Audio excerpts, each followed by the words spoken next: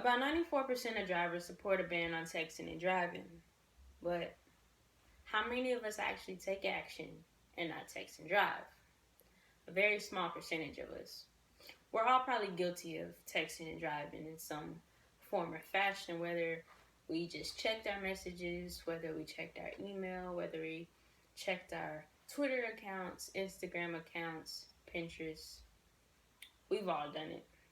I myself am guilty of texting and driving and checking social media and driving.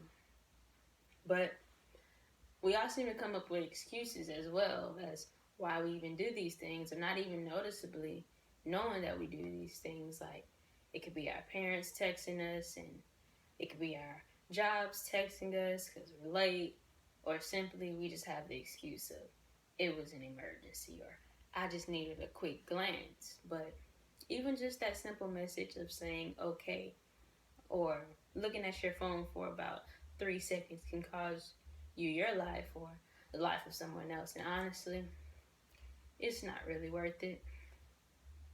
The National Safety Council reports that 1.6 million crashes a year are due to cell phone use. It's a pretty big number. And nearly 300,000 injuries occur from these. And about 11 teens die a day due to cell phone use. Texting and driving, to be exact. Absurd, if you ask me. What's even more absurd about these statistics is that, well, in Texas, there's not exact texting and driving laws that you have to abide by. Well, singling out Amarillo, Austin, and El Paso, which does have texting and driving laws. But Houston, to be exact, doesn't. So, how do we avoid texting and driving? Well, if the statistics aren't enough, let me tell you.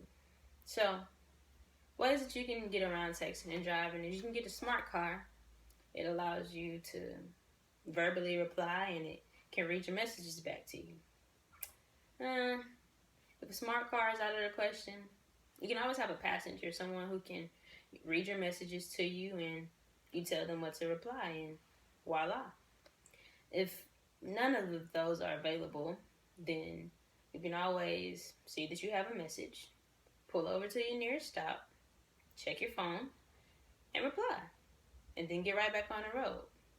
Now, you may say you may be in a rush and you can't pull over, but losing your life shouldn't be an option. So, those are 3 basic ways that you can get away with texting and driving if it's just a must at the time. But texting and driving, just looking down at your phone because you feel like you have 3 seconds, or just simply sending okay because you feel like it's just 2 letters, could cause you your life. And not only do you not want to lose your life, you don't want the blood of someone else on your hands. So do me a favor, not text and drive. Safety first.